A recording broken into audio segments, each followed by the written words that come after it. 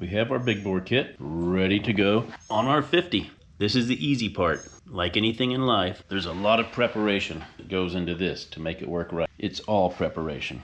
This is a long video, but I wanted to make sure I covered everything. Most videos I find leave you hanging with parts in your hand and confusion on little things that the assumption is you already know. Don't skip through it. If you're going to do this, be sure and watch it, follow along as you go, and you'll have a great outcome. Make your little 50 fast enough to actually move around in traffic, and that's the goal here. Do not be intimidated to do this job. It's easy, takes minimal tools. Basic set of tools will work. You're going to be told you need a torque wrench. They come in 3/8 drive. You can get little ones, and this will do the job. That goes high enough, and then you got your big 1/2-inch drive. Don't get that one. Torque wrench can be a dangerous tool. They're so big, you really don't have a feel. When you do a lot of maintenance, you have a feel for how tight everything should be. But there's kind of a cardinal rule that you should always use a torque wrench when doing heads. Everything else you can guess. But if you don't use a torque wrench on your heads, you're an evil person and you're going to burn in hell. The disadvantage of a torque wrench is you can over tighten stuff, you can stretch bolts, you can break bolts, you can strip bolts out, especially in aluminum. The advantage is you're going to get it torqued right. You get it too loose, worst case scenario, you're going to blow out the head gasket and you're going to have to tighten it and probably replace the head gasket. The advantage of not using a torque wrench is you're not going to over tighten it. Head torque is way tighter than you think it's going to be. So I would recommend using a torque wrench, but they're expensive. And if you can't afford a torque wrench, you can actually go without one. You're going to need some feeler gauges to set valve clearance. Pretty small, which are these thin ones that are floppy like paper. So get a set of feeler gauges that have those really thin. Here's the parts that are going to come in your kit. The cylinder head, the gaskets. People say you can't reuse the head gasket. That'll be 100% of the answers online. Truthfully, I've reused them. Once you loosen torque on this head gasket, it's a used gasket. So when you do a cam swap, yeah, you're reusing the head gasket. They're thin metal, and the coating on them is important. Usually when you just loosen a head, the coating stays in one place and then it goes right back together so it works. But if you actually pull the head apart and pull this off, replace it. You have your base gasket. It should be thin. If your kit comes with 2 gaskets, you'll have a thin one and a thick one. Use the thin one. You're going to get an exhaust gasket that goes between your exhaust pipe and the exhaust port, and you're going to get a timing chain tensioner gasket. You get your wrist pin, and you will get your clips that go in your wrist pin to hold it in, and you'll get your piston rings. The hardest part of this job is probably that last clip that you put in. You don't need a piston ring compressor. Don't even buy one. All these cylinders are beveled. The piston presses in real easy, and it compresses the rings for you. The piston rings have an up and down, and they have a top one and a middle one, and then your ones that surround the wiper, one on each side of this little corrugated looking thing. Piston ring placement is real important. Where the gaps are, where the cracks are, how big the gaps are. So we're going to cover that. We're going to load this piston before we even put it on the bike. Pistons are directional. They have a little arrow on them. If it's just an arrow, it always goes to the exhaust. Sometimes they'll say in on the intake side or EX on the exhaust side. The reason they're directional is that hole is actually not centered on that piston. Let's go over some of these numbers you see. This is a 52.4 millimeter cylinder kit. What they're talking about is 52.4 is the measurement inside the bore. So there's your 52.4 or close to it. The 54 millimeter is the outside diameter of your skirt. That has to fit into your engine block. If you get one of these things that's bigger than 54, you may have to bore out your engine block, and we don't want to do that. So that's why they'll say 54. Some of them won't even list that measurement. That will fit 139 QMB, your normal 50. The 50 millimeter you see is our stud spacing. So they're talking about the distance between these holes, and it's a square. It's 50 millimeters both ways. Be plenty leery of these big bore kits you see online. I tend to lie about the displacement of them. You'll see them come up 100cc big bore kit. That's just not true. If we go down to the description, they advertise it as 64 millimeter. But when you get down here, the 64 millimeters is your valve size, the short valves. And the block is 50 millimeters. That's the bore cylinder. A 50 millimeter piston comes out to 81 cc's. I would call that more of an 80. I think they have a 105 cc kit. 52 millimeters. 52 millimeter works out to be 88 cc. This is an 88 cc kit. The bores you're going to see in the big bore kits are 39 millimeter, 47 millimeter, 50 millimeter, and 52.4 millimeter. That's the one I'm putting on. The 39 millimeter is almost a stock replacement. 44 millimeter, that's 63 cc's. A 47 millimeter, that's 72 cc's. A 50 millimeter, that's 81 cc's. A 52 millimeter, that's 88 cc's. And then there's also the 52.4 millimeter, and they'll try to fool you too. They'll call it a 94.9 cc kit. It works out to be an 89.3 cc. That's still pretty good, so a 90 would call that. Here's your new performance head. Here's your old stock head. You can see they've done away with the pair valve. Here's the old pair valve. This one doesn't have a pair valve. This is the big valve head that Naraku makes. You'll see your original valve stuck up a lot higher than this new head. These valves are 69 millimeters long. These valves are 64 millimeters long. And they share the same springs. How they do that is your stock head has a little ramp on it right here. The 64 millimeter head does not have that. So the spring length gets to be the same because these aren't jacked up. So here's your extra 5 millimeters. Your stock rocker arms that press your valves won't work on this new head. 64 seems to be the standard for performance heads. So we're gonna have to get new rocker arms. You can get these things for the 64 millimeter head just all by themselves. But for only a couple bucks more, you can get it all assembled. When you get it all assembled, you get an extra one of these basically. And people do crack these things. And I'll show you how to not crack it when we're putting it together. The other thing you're gonna notice is there's no studs in here. No intake studs, no exhaust studs. We're gonna have to remove them and move them over. The head bolts stick out about this long, and to get the cylinder out, it hits this or this right up in here. I'll remove that shock. That'll give you more clearance in here where I won't hit it right here. So I got the jack out. I'm gonna plan on doing that. To get the plastics off, you need to remove the exhaust pipe and your intake manifold. You can go ahead and just take that intake manifold off, leave the carburetor and everything hooked to it. Spark plug, take the spark plug out. This ground wire will be attached here, also has to come off.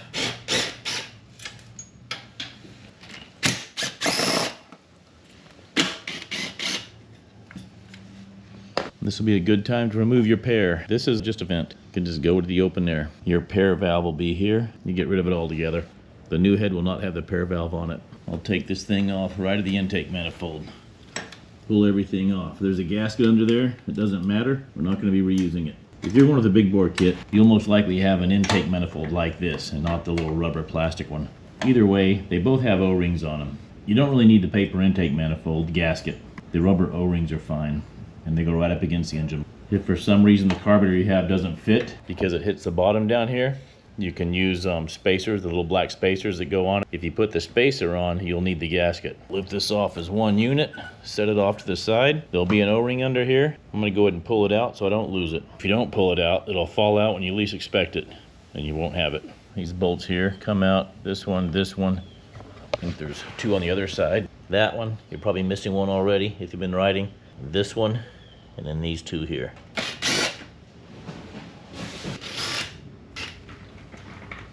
All right, this side will just fall off. This side kind of clamshells in half.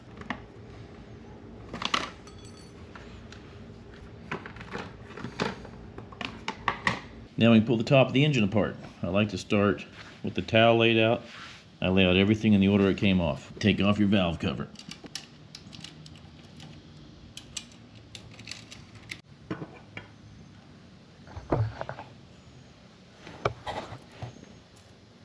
Don't get worked up about this next part. This is your cam. These are the little lines that you have to line up and everything. We line these up to set cam timing. We're timing the cam to open the valves at the right piston location.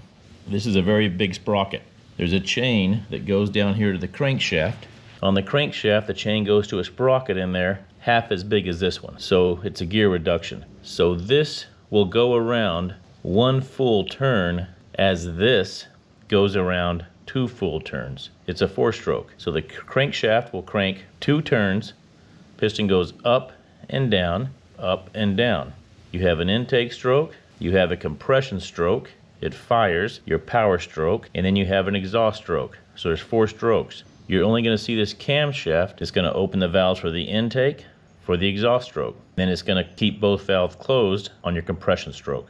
We set this timing and the valve lash and everything we do. The valve lash is adjusting the little space between the valves and this rocker. We're going to set this stuff based on a known location. The known location is top dead center. So we don't have to look down in the spark plug hole.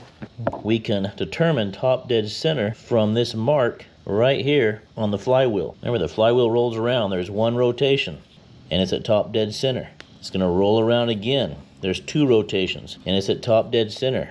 This engine doesn't care. It just knows that it's either at top dead center or not at top dead center. It's the valve timing that we're gonna do when we reassemble this thing that makes it matter. So here we're on top dead center. Let's go look at our cam. Now if you notice, the cam is lined up, of course. We got the line going this way and the line going this way, but that's not the compression stroke. And that's fine, we could assemble the engine like this, it wouldn't matter. But we're gonna go ahead and assign this the compression stroke. And right now it's not. Right now it's the exhaust stroke. And how do I know that? Because there's a hole, there's a third hole up here. There's a hole here, there's a hole here, and there'll be a hole up on top instead of a symbol. When that hole's on top, and these two holes are lined up with those little lines, that's your compression stroke. So right now we're at top dead center on the exhaust stroke. So we're gonna spin that engine some more. We're gonna turn the motor and look what happens. There's your big hole. There's your compression stroke right there. That's what we're gonna work on our bike. Don't be worried about losing this. Don't be worried about, oh, I've gotta keep it on compression stroke the entire time I work on it. This gets us back from lost. This is our map to start with. So if we lose compression stroke, and we move the motor around, no big deal. We're just gonna put it back here. That's what it's gonna look like. Hole, hole, big hole. Right now I can go over here to this side, and I guarantee you, it's on top dead center again. It's on the second top dead center. Remember, top dead center happens 2 times, but the cam rolling around 1 time. Top dead center. I made it easier to see. I put a big fat line on it. So when you try to put it at top dead center and you let go of it, watch what happens. It moves. It always does. No big deal. And you can see, there's a little bit of movement here. This holds up a little bit and this holds down a little bit. The 2 things we do on this compression stroke top dead center is we can install a cam and then we can set valve lash. And here's why. Your cam has these lobes that stick up, and then right here they're not sticking up at all. As that lobe gets to the top up here, it rockers that and pushes the valve down. It's very hard to put all this together and squish those valves down. Near impossible. So we want to put this together and assemble everything when the valves are not being squished down, when the lobes look like this. Right there, there's no pressure on this pushing that valve down. Matter of fact, there will be a little bit of space in there. And that little bit of space is valve lash. And we also need to set that on the compression stroke, because on the compression stroke is the only place we actually have valve lash. As this cam rolls around and these lobes come up and push down on that valve, it's super tight between this and this. You couldn't put anything between there. So we set valve lash here, and that's compression stroke. When the valves are not being pushed down, they're completely closed, we're trying to compress the air and pop it with a spark plug, and we don't want any leaking. The reason we set valve lash is because this valve is going to heat up. It's going to get hotter, and when it gets hotter, it's going to grow in length. It's going to expand, and when it expands, it could potentially push your valve open because it's going to push against this rocker. And if you never get your valves closed, you won't make compression. The scientists have figured out how much that valve expands and the amount of air gap we need in between this valve and this. You may have a Phillips screwdriver up here, or you may have a 10mm and a little O-ring in there. On the Phillips head screw type one, it's just a Phillips head screw and an O-ring. A little bit of tension, so when you pull these, it'll most likely tear up your gasket if you have the Phillips head one. But if you have this newer style, or older style, I don't know. This gasket should stay in good shape. You see it came off nice. I'll probably reuse this one on the new head because I like it. These are your head studs. They go all the way down to the motor. They hold the cylinder head to the cylinder to the block. These 2 right here, I guess are head studs, and they're not tightened quite as much, and they go down to the block and hold everything together. We can get rid of those first.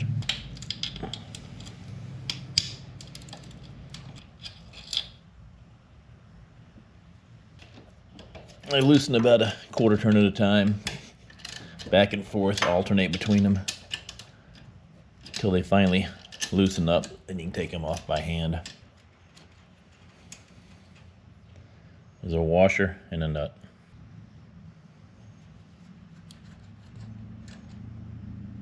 We've got the nuts off the head studs. This rocker come right off. Now everything loosens up. You can see we loosen up here. That's what I was talking about. If you loosen this and you change this cam, you've loosened the head gasket. On your base gasket, if you're just doing a cam change, you'll see oil come out here and drip down here. That's normal. We do not want oil on the head gasket. If you have oil drip out from between the head gasket, you're going to have to pull your head off and redo the head gasket. This head gasket surface has to be bone dry when you assemble it. The base gasket can actually have oil on it, doesn't really matter, but your head gasket has to be bone dry. Take the rocker box off and be aware there will be dowel pins. Okay, none came off with the rocker box. It has a little EX, goes to the exhaust. There'll be dowel pins between the rocker box and the head, between the head and the cylinder, between the cylinder and the case. We're gonna have dowel pins all the way in there. Your cam will kind of flip up naturally. This chain is your timing chain. That times that cam to this motor. So this is important. Its location is important. But it doesn't really matter if it moves during this change. All that matters is that we get this cam timed with that motor. And we know the two timing locations to get us oriented are top dead center and compression stroke. The most important thing we want to worry about with this chain is not letting it come off the crankcase. We don't want to let it fall off that sprocket. We don't want this chain to bunch up down there in the case. We want to kind of keep it hanging out the whole time we're working. There you can see the oil dripping out already right here. So right now I've had this off long enough that I've got oil dripping out right there. I would have to replace that head gasket. But when you do a cam change, you just leave these two bolts installed. You never take them out. That'll keep your head tight enough to reuse that gasket. If you stick your finger down in this hole, you can feel the cam chain. That's your tensioner. That's what holds tension on that chain, keeps it from flopping around. When you do that, it rolls the chain back a little bit clockwise. So we're gonna keep that in mind when we assemble it, because this little tensioner makes a difference on that timing. To get the cam out, just let it flip up, and now that the tensioner's not on there, this cam chain is loose, so you can start rolling it off, just like this. Just roll the cam out of there. Let your cam chain fall, and there's your cam. We're gonna reuse that, because that's that NCY racing cam. The head can slide off now. Now when we try to slide this head off, you're gonna see there's a plastic thing right here under pressure. That's a nylon guide for your cam chain. There's also a nylon guide under it, under your cam chain right here. And they're under pressure. They're pretty hard to move. Once we pull this head off, they're gonna flop around. We're not gonna be able to get this head off because we're gonna hit right here, but we're gonna try it. And it slides right off. It should slide real gentle, real easy, and there we hit, see? We hit this frame piece right here. You can see the dowel pin here, the dowel pin here. I'm gonna take those dowel pins out. I don't wanna lose those. I wanna put those right where they go. I don't want to forget to put them in, and I don't want to leave them in my old head when I put the new head in. On the bottom, you're going to have a dowel pin here and a dowel pin here. We don't want to forget those on anything. Otherwise, we could twist this thing like this and not have the head lined up. So here you can see the chain and those two plastic things. Now the plastic things are flopping around. This one right here is actually held in, if you can see, this little slot by the head gasket. The head gasket goes on top of it. So that's worth noting. To allow this head to come off, we're going to pop off one of these, top or bottom. We're going to allow the suspension to go down. If I had a long shock on here, it would probably work. I could probably take that head off. But because I got this lowrider shock on here, I need to let the wheel come back down. I'll get the back wheel off the ground. Let it lean on the kickstand. I'll let it fall down. Usually only takes about that much. You can see it's only maybe an inch or two low. And the rear wheel is resting on the ground. Now this head will slide right off. So we got two dowel pins. Again, the head gasket, that can come off.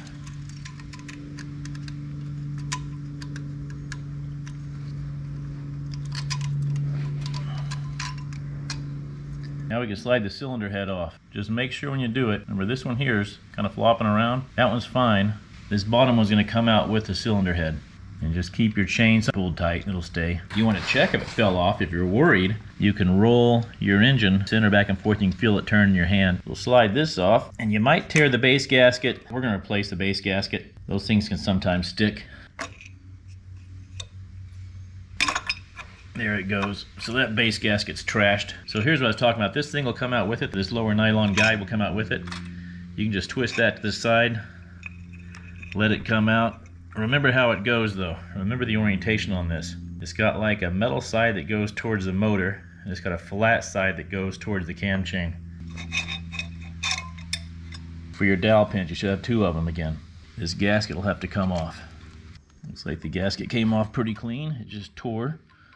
Notice that is a thin gasket, so if you get a thick one with your kit, don't use it. There's one dowel pin. There's another dowel pin. 2, 4, 6 dowel pins. The stock piston clips are a lot easier to do. You see how you can just grab those little pair of needle nose pliers and pull them right out. If I didn't have this little thing sticking out across it like this, I would have to stick a pick under that little groove right there and pull it off. But these are nice. You can pull them out with this pretty easy.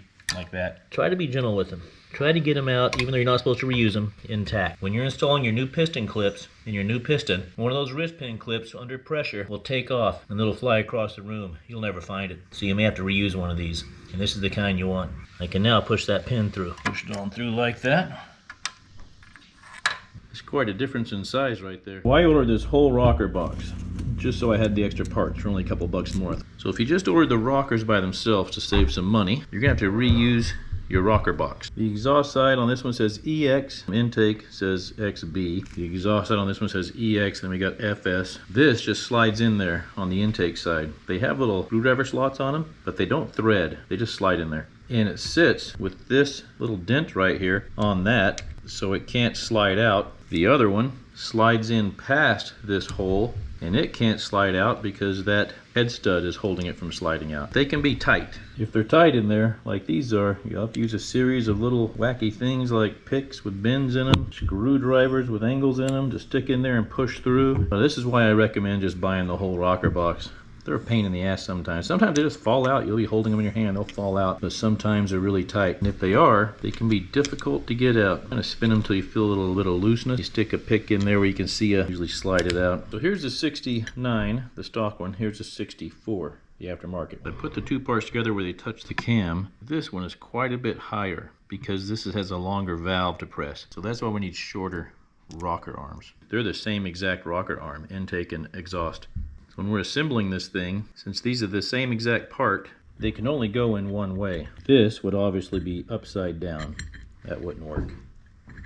This would be backwards. Soak them in oil first. A lot of assembly lube on the cam and all the cam stuff. It's real important. Okay, the exhaust one, your little pin, kind of the groove in it that lines up down here. The exhaust stud's going to go through. It's going to be lined up. See how the groove's off to one side? It's going to be lined up the other way like that, where the fat part's towards the intake and the little parts towards the exhaust. So it'll sit like that inside there.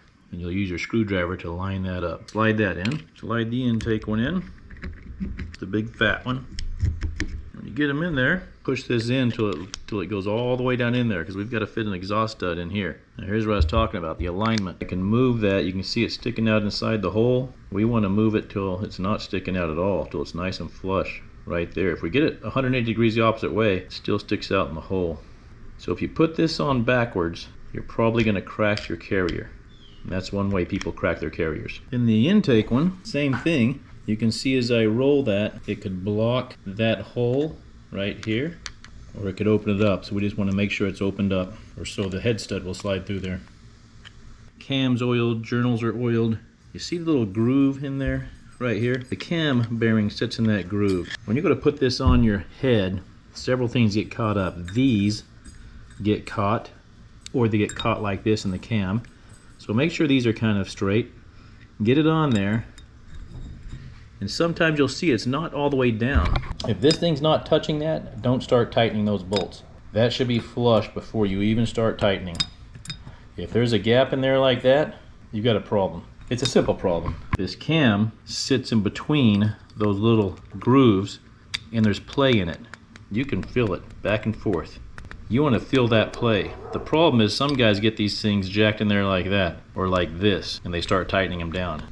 So when you put your cam in, it'll be kind of cockeyed up like this. Then you'll put this on, and it'll be cockeyed up, so this will still be up. You'll have a gap here. Press all that down. When you get it where it's nice and flush down here at the bottom, now you can start putting your nuts on by hand, just by finger. Finger tight all these on. Once you get them all finger tight, make sure you have no gaps here. You want to be able to take that cam and move it back and forth. Feel it hitting those two side bearings. That little bit of play will be in there. You want to feel for that. Now you can tighten it down. To get your intake studs, it's okay if you gnar these up right here. It doesn't matter. They're not on anything. Get a pair of vice grips. Remember, any kind of pliers, plumbing pliers, vice grip, they're designed to pull with the top and push with the bottom. A lot of times when you try to use vice grips, you'll round your stuff over because you're not putting them on directionally correct. To twist this counterclockwise, it should look like that. If I was going to tighten it, I'd put it the other way. They come out pretty easy once you get them loose. Probably want to hit those with the wire brush. This is why I put anti-corrosion compound on these Chinese parts. When you get steel going into aluminum, you get electrolysis and it makes corrosion. Put these back in your aftermarket head. I forgot how they go on. The short threads go in the engine. I don't make these that tight, maybe a little past hand tight. We obviously don't want to grab these with pliers and mess up our threads. So you get your little M6 nuts, what I call 10mm, but they're technically 6mm. A couple of nuts on there. If you don't have any, you will when you start tearing your bike apart. Tighten those together, then loosen them out. Pull it out, and there it goes. It loosened up. The exhaust studs will have Loctite on them a lot of times. They're a little bit tougher to get out. I'm not going to Loctite mine in. Some guys do. That's a personal preference. I check my exhaust studs a lot because they loosen up a lot. Leave your nuts on there. Put it right over there. These nuts installed. Make that one tight. There's your exhaust studs installed in your new head. When we start touching all these metal parts together, we don't want to scratch them. We're going to use some kind of assembly lube. Now this is what you think of as assembly lube. Honestly, just use oil. Dip your finger in this oil and lube these parts as you touch them. We're going to put the piston and the rings inside this cylinder. We're going to load this cylinder onto that bike with as much done as we can on the bench, so it's easier to just put on the bike. Once we get the rings on, one of these wrist pin clips on this end, and then we can put it on the bike. So your cylinder sets in your engine like this. Timing chain, tensioners on top, timing chains on the left. There's the arrow. Arrow goes to the exhaust. The exhaust is going to be on that side. Carburetor on top here. That's how we're going to load the piston in there. So this clip here, we can go ahead and put in. That stops this wrist pin from going all the way through. The wrist pin sits in here like this and holds the connecting rod from the crank to the piston. These little clips go on each side of it. Probably the hardest thing to do on this whole job is put that clip in. You go on this side because the arrow's going this way, the piston's gonna be sitting like this. We're gonna have this loaded and it's gonna look like this. And then we're gonna put this clip in last. That's the last thing we do before we start assembling all this with bolts. So we can go ahead and put the clip on this side to hold that pin from sliding out. We got a lot of oil on here, oil in here. I went ahead and put the wrist pin in. That'll stop this thing. And they make a little indent right there. That indent's for moving these things. So as this piston goes up and down, it changes direction pretty fast. It's going to try to squish this and compress it. Put these clips in either like this or like that because they think it's going to compress too far and pop out. Put them in like that. So the compression, they can't get littler. Just get one side started in there. When I'm taking these out, I'll grab it with pliers. I'll bend it out of shape and pull it out. These are a one-time use item. Putting it in, I don't want to deform it that much. I don't want to deform it any more than I have to. I'm going to get it in that little groove in there. I'm going to get the one end to catch, and I'm going to force the other end in. Kind of roll it. Nope, there it goes. Now you see why this is going to be so hard when we go to put that last one in. Probably what I'd consider the toughest part of the job. It is doable. You just got to kind of stick with it. But it's easy to drop this thing down in the engine and all sorts of other stuff. But we're going to prevent that by putting towels around and everything. So we've got it in there. If you can look in there and see, I don't know how good this is going to focus, but it's not in all the way. That could easily fall out. It has to be down in that groove. That's where it helps to have like a little socket that's that exact size. We'll go ahead and find that socket while we're doing this one. And like everything, when we're messing with an engine, we're going to oil it. We don't so much need this for this side. We're just prepping ourselves for when we put this in the bike. Because that might go in the groove and it might not. And it's really hard to see. So we're going to press on that with this socket until we hear it click. Hear it? That's in the groove now. When we put it on the bike and we do this one, we're going to be listening for that click. If we can press it hard and we don't have a click, then it's in there. Now we can push this wrist pin back out, and there's our one side is loaded. You're going to hear the term piston ring gap. They call it end gap. Your ring fits inside the cylinder. As the ring wears, it comes further and further apart, and this gap gets bigger. So this end gap has a go, no-go on it. 0.08 millimeters to 0.20 millimeters. So that's the play you can have. Used to, you would get these rings, and they would come too big. You would have to file down this and set your end gap. These rings are going to come the right size, but we're going to test it just in case. Now your cylinder wall gets bigger down here microscopically than it is up here. The testing is done at the lower part of the cylinder. You have a top ring, kind of this copper looking one. There's a little T on it right there. I don't know if you can see it or not, but there is a little T on it. That's important. That T goes up and it signifies it's the top ring.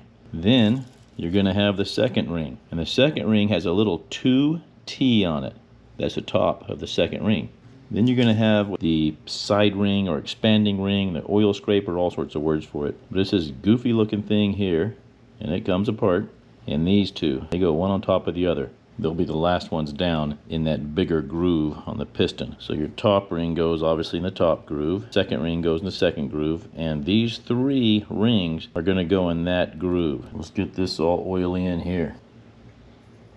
We'll take this top ring here. So the best way to get it straight is take your oily up piston from the other side and push on that ring until it straightens it. Now it's straight.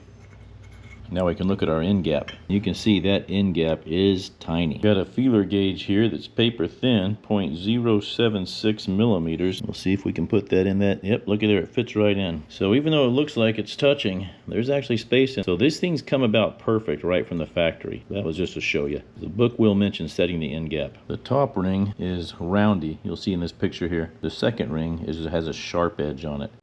So we have to be cognizant of the orientation of these rings and their up and downness, but there's also something called clocking. We need to clock these rings properly. The book says 120 mil. There's 3 120s and 360. So it's like a pie cut into 3s, a pizza cut into 3 pieces. So imagine one's here with the gap up here at the top, then the other one with the gap that way. Third one you would want with the gap this way. That's how they're going to be oriented in a clock fashion, kind of like a peace sign. You've got a gap there, and a gap there that they call 120. Then on this one, there's going to be one of these, this thing, and one of these. That's the order. And these don't have an up and down. Now even though this whole stack right here is 120 off on the pie, the individual rings are supposed to be 20 millimeters of separation between the cracks. That's like 3/4 of an inch. 120 off crack here. Let's get some oil all over these. I'm going to slide this one on from the bottom so it doesn't get hung up in these rings here. With the 3 of these stacked up is too wide to fit in that gap. Put 1 ring above, 1 ring below. If you try to put even 1 ring and this scraper inside there at once, it's accordion looking thing, they don't fit. The slot's not big enough. If you try to put all 3 of them in at once, they don't fit. But if you just put the accordion looking ring in there, then pop the bottom one in, it'll pop right in, then come back and pop the top one in, they all 3 fit. I don't understand how that is. So you got to do them one at a time, but put the accordion looking thing in there first, and then your other rings will pop in. You can move these gaps, so I double checked my gaps. That's about, I probably got them a little bit close, but that'll be fine. There's 20 millimeters of separation between the 3 of them, but there's only 40 millimeters total. And then this gap would fall in between it. That would be your 20 millimeter line. So 20 millimeters to this gap, then 20 to that one. So that'll be where I start my clocking. Then the T2, with the little T up and the little 2 up. I'll put that on next, and I'll clock it over 120s. And these go in easy. Don't pull them apart any further than you have to, because they will definitely bend and stay bent. 120 off from that one. And make sure the T is on top. Try to bury that down in the groove as you go, and you don't have to pull the ring as far apart. There it goes, clicked right in. So you've got all your rings loaded, the clocking set. We get a lot of oil on here. Now we're going to put it in place. We got that clip in on this side. Our arrow's facing towards exhaust. The cylinder head mounts like this. Piston's going to go in just like that. So set it there, roll it upside down, and all you got to do is squish it in with your fingers a little bit and press. It'll go right in there. Don't force it. Just kind of, there we go. Squish them in with your fingers and press. It'll go right in.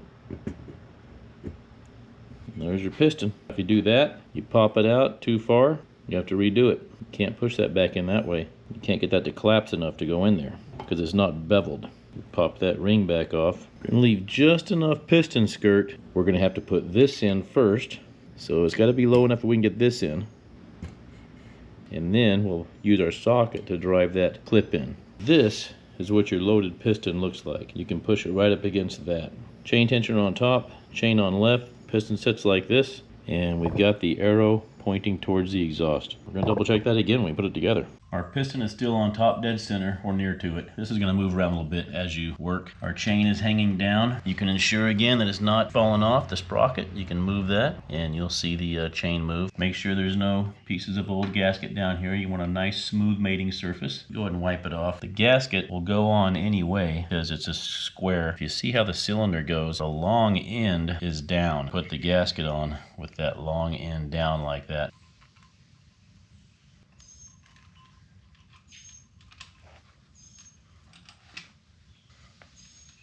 gasket in place, we need 2 dowel pins. Studs, 2 of them have a shoulder on them, and 2 of them don't. The dowel pins go on the ones where they don't have the shoulder. Slide them down in there. Now we're ready to install the cylinder and the piston. This is going to be oriented like that, and it's going to fit down in that slot right there. Then it's going to go underneath the timing chain, and there's a little piece on the edge that catches under the case. You can pull the timing chain through first, put your cylinder on. You want to lift up on your timing chain and that one nylon guide, let it go through the cylinder. This is where you don't want to try to bunch it up down there on the crankshaft. Once you catch it through this end, a little bit easier.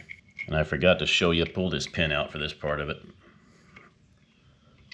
You don't want that in there. On this side, what I'm doing is I'm making sure that piston connecting rod goes up into the piston as I bring it down, so it's up inside the piston. It's not left hanging down below the piston. Second guide, we're going to slide in how we had it oriented and down into that notch in the cylinder right there. So everything's kind of laid in place. We have to get that wrist pin and the clip in. This is the hard part. And you can see why it would have been easier to work from the other side, because I'm trying to work past all this stuff. So this is the worst case scenario if you put that side in first, that clip. Now what I've done is stuffed a rag around this. This is to catch that clip when I drop it, or anything else I drop into the motor. I'm also using the rag to hold this up out of the way, this one nylon guide. The wrist pin needs to slide in the piston and through the connecting rod. You can kind of reach your hand under there and lift the connecting rod and line it up. This is not that bad. Push that wrist pin all the way in till it hits the stop. You can use your little socket that we predetermined fits in the hole. Continue pushing that through till we get to the other clip. Now the dreaded clip. The rotation's going up and down like this. We don't want the opening to the side. We want the opening either up and down this way or up and down this way. Bigger pistons, you can put the bottom in and just slide the clip in. It's real nice. But when you get on these 50 pistons, the little ledge that sticks out here is too small. I like to have a little screwdriver handy in case I can't get it. And kind of the good thing is this flat area here is never going to touch anything. We can scratch that. It wouldn't be a big deal. I don't know how to shoot this without my hand blocking everything I'm doing.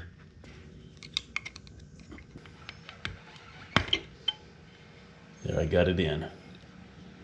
Got both ends in. I can start pressing it in. It's not sticking out anywhere, but it's obviously not in that groove. This is where you need your little socket. So I'm going to press it in. We're going to listen for that click. That was it. And make sure that is sitting in that groove. It looks like it is seated. That was the hardest part of the job. Everything else is smooth sailing. We're holding this cam chain again, and we want to make sure we didn't move it, and we didn't. We're going to slide this down. This may push your crank. It may take you out of top dead center. No big deal. We just want to get that seated around those piston rings, and there it goes. That's nice.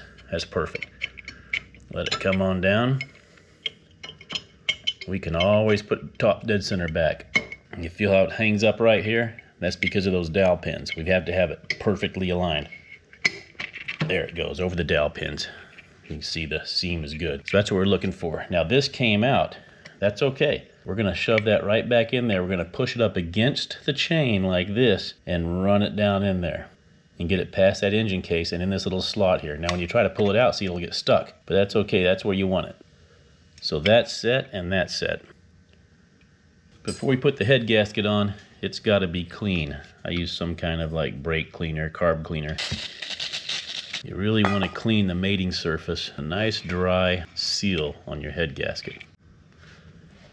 Same with your gasket. If you've been touching it with oily fingers, you want to make sure it's nice and dry. Get all the dog hair off of it.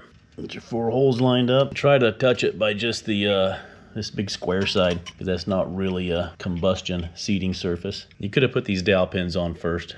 I don't know why I waited. Probably be easier to put them on first. And they will only fit in the proper holes on that head gasket. Same thing with your head. You want a nice clean mating surface. Clean that off really good.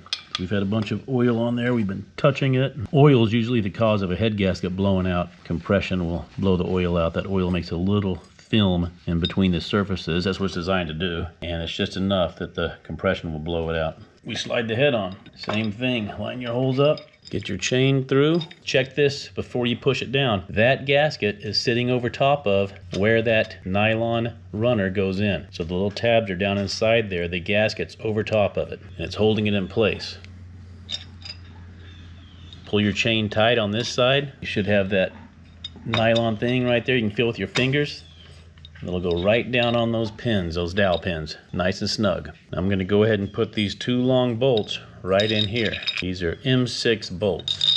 I'm going to hold it in place while I do the cam. We're not going to overly tighten them, we're just going to snug them up. The book doesn't give a torque spec on them. What they do is they say M6 bolts are torqued to 9 Newton meters. Put our other 2 dowel pins in to make sure it's straight. Now we're ready for our cam and our rocker box. We'll confirm now we're on top dead center. We can actually move this without pushing the cylinder off because we got those 2 little 6mm bolts in there. And you see it'll spring forward again.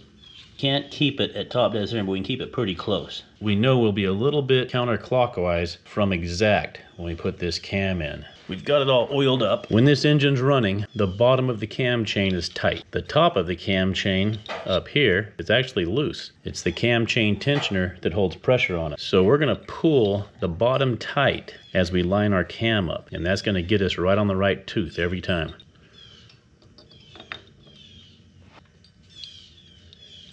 The big hole goes on top, little hole on the side. Since we're not all the way exactly on top dead center, it won't actually line up on the right teeth. It's going to be a little bit counterclockwise. We get the cam chain in there, and see, I can tell you right now that's not right. So we've got to roll it in the teeth some. So let's roll it down 1 or 2. How about that one? We'll see what that looks like. Pull the bottom tight. That's not right. Roll it back clockwise. About right here. Oh, that's not right. So if you pull the bottom tight, you can tell if it's right or not. Go 1 tooth that way. That looks right. It looks like it's a little too far counterclockwise, but there's tiny gaps between here and here because we haven't torqued this down yet. As we torque this down, this cam chain will lengthen. As that cam chain lengthens, this cam's gonna roll clockwise. It's also gonna roll clockwise when we actually put this thing at TDC and not that springy back position. So from here, let the cam flip up on this side over here. It's gonna wanna flip up and roll that cam chain on. That cam is on, and that's on perfect. That's where we're gonna want it. We're gonna double check it though, but that's in the right place. You see it's a little bit counterclockwise from lined up, and that's exactly where we wanna have it. Double check, all these are in the right position. Those haven't moved. It should have a slot for your head studs to slide through. EX to the exhaust side and slide it on. We're gonna have to rock that cam back down. We wanna get it on the dowel pins. We wanna get that cam between the bearing races. And if you're hanging up, it's usually something like this is caught. There we go. Now we got a nice tight, no air gaps, no air gaps. No air gaps under here. So now it's a good time to put these nuts on. Hand tighten them, just to keep no air gaps. We got those snugged up by hand. No cracks, no cracks, no cracks. The cam has play in it. We know that's in there right. Now I'm gonna go over here and move this to top dead center. You're gonna see it's exactly on there. So there's my top dead center right there. Doesn't get better than that. That's important. So now we can snug these up with a wrench. We're not torquing them yet. We're just getting them tight. Do like your typical crisscross pattern.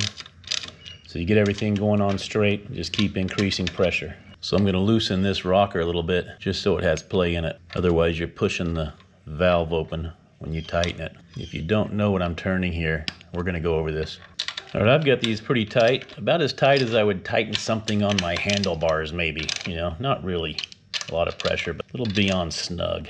I'm gonna double check top dead center now that I've got those tight. Check that good. I can stick my finger down this hole like I'm tensioning the chain, holding it at TDC. You can see it still remains lined up. We're ready to put these to torque. The book tells you in 2 places what the torque spec is on the 139 QMB. They tell you it's 16 to 18 Newton meters. So I'm gonna go with 17. 17 Newton meters, Google says, is 12.5 foot-pounds and 150 inch-pounds. If you Google torque specs on this Gy6, you're gonna get so many wacky answers, you can't believe it. And it's gonna get confusing. If you have a torque wrench, it'll be in inch-pounds on one side and Newton meters on the other side. If you get a really big torque wrench, it'll be in foot-pounds. I'm not going to use one that big. So inch pounds are what I like to use. It makes sense to me. I don't get confused. Kind of know inch pounds, so I know if I'm not overstressing something. 150 inch pounds, that's pretty tight. It's tighter than you would probably tighten it if you were just guessing. So we want to do it in increments. We don't want to just start off with 150. Say 100, and we'll start with that. I've got my torque wrench set to 100 inch pounds. Now when I tighten it, I'm not going to go right to that click. It's going to turn quite a bit before it clicks. So I don't want to just keep on cranking on it. I'm going to do this by feel. It's about a quarter turn. I want to go ahead and do another one. I want to go ahead and crisscross this.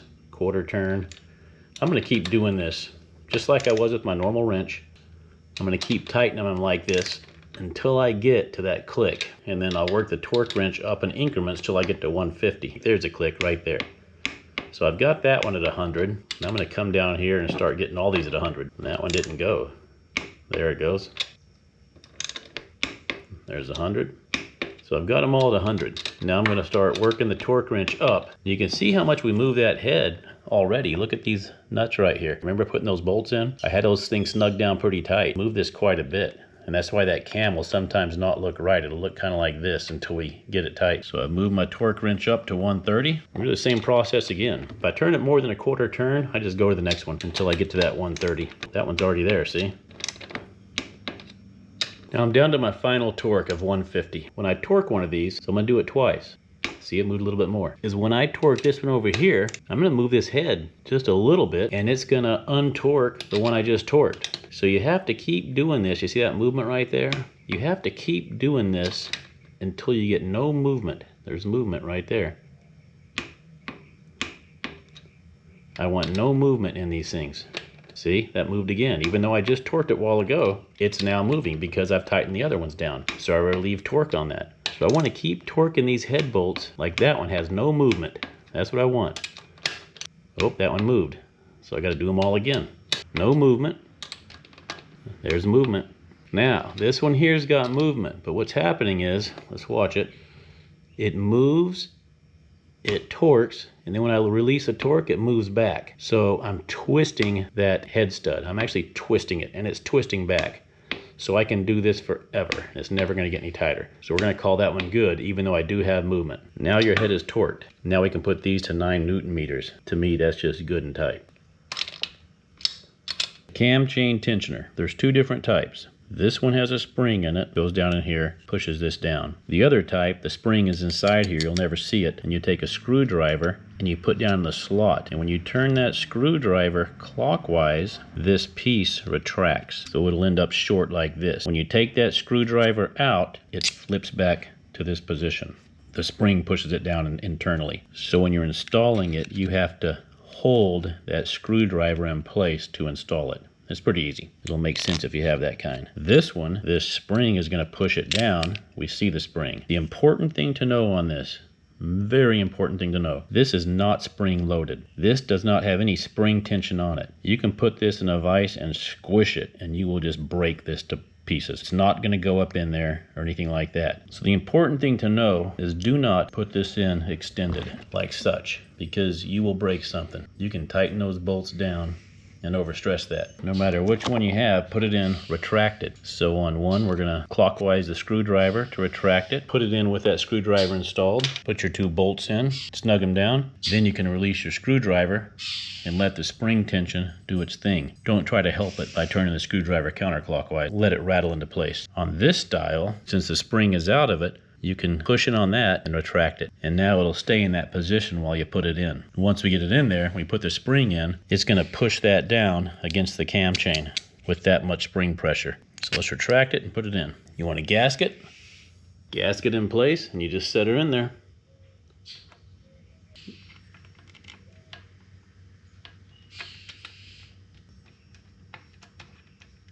And you can go ahead and tighten this down. Don't forget you've got an O-ring under here on both styles. Then you can place that in, and that's gonna put the right amount of pressure against that cam chain. Tighten that down. The assembly's done. Do the final check. Top dead center. Cam is lined up perfectly. We can adjust the valve lash now. The valve lash is another one where Google will steer you in the wrong direction. We've got a couple of feeler gauges here. They've got both the millimeters and the inches on them. So here 0.003 is 0.076. So that's pretty close to one of the limits. The book says 0.06 millimeters for your intake. It says 0.08 millimeters for your exhaust. The exhaust valve tends to run hotter than the intake valve. This is pulling in nice cold air. This is blowing out burned air. This valve will grow longer, so it needs a little bit more valve lash. The Maddog sticker came on this engine, says 0.04 to 0.07 intake and exhaust. Your feeler gauges won't be, of course, in the increment you need. I've got a 0.038 millimeters, things like a piece of paper. I've got a 0.05 one. You can see it's broke off because it's so thin. They're almost too thin to use. I like to just use this 0.06 0.076 one, and that'll work for the exhaust or the intake. And then I'll use a bigger one to make sure it doesn't fit in.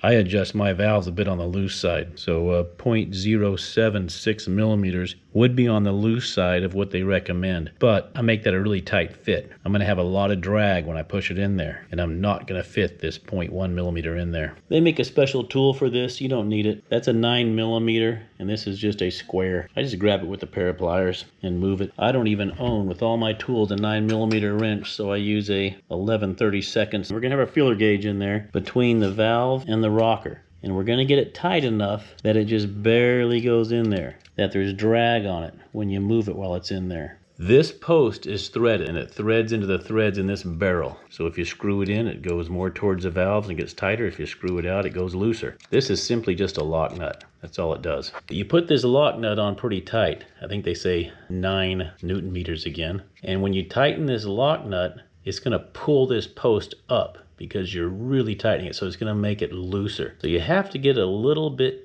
tighter than you want it. So when you tighten this and it pulls this up, it's the right setting.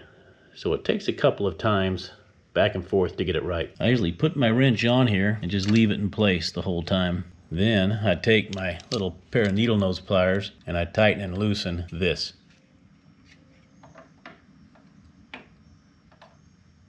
Now here I've tightened it so much I can't even pull this out, so that's too tight. But let's tighten this down and see what happens. By the time I tighten this down, it might pull it up enough to work. Nope, still too tight. So I'm gonna have to loosen that a little. And I just keep in mind now, I look where that is, and I'm gonna pull it back out about an 1/8 of a turn or so. So I back off on the lock nut, I bring this out about 1/4 of a turn, tighten it again. See what I get. So that feels good there, but I won't know until I make sure I can't fit a larger feeler gauge in there. So the larger feeler gauge does not fit in there. Now it will go in the first part of this crack. If you look how these things are lined up, they touch at an angle, so they're not flat on each other. So you'll get that larger feeler gauge in the first part, but you won't get it to slide in. It stops. No go is good. 0.003 fits in there, so the go is good. It's a little on the loose side, but that's all right. And that's it. We're gonna put the valve cover back on, same way we took it off. Don't forget to hook up your ground when you do that. We're going to put the plastics back on, same way we took it off. We're going to put the intake manifold back on. You might have a spacer, you might not. Don't forget your O-rings. And we're going to put the exhaust pipe back on. Don't forget your new crush washer. Goes between the exhaust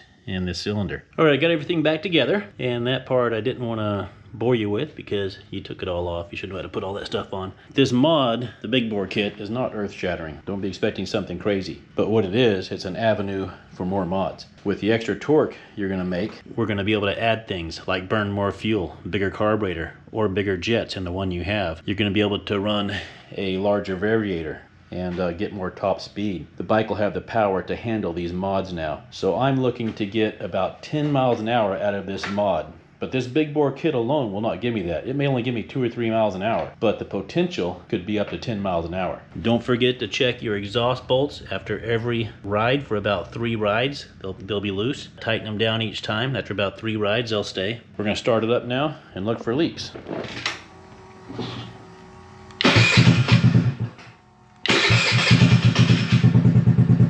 It's so hot, and I'm doing a no-choke start.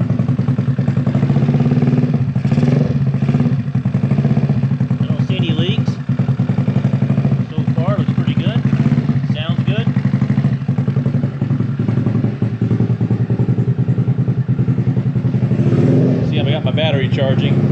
Got the stock Maddog battery. They last about a month.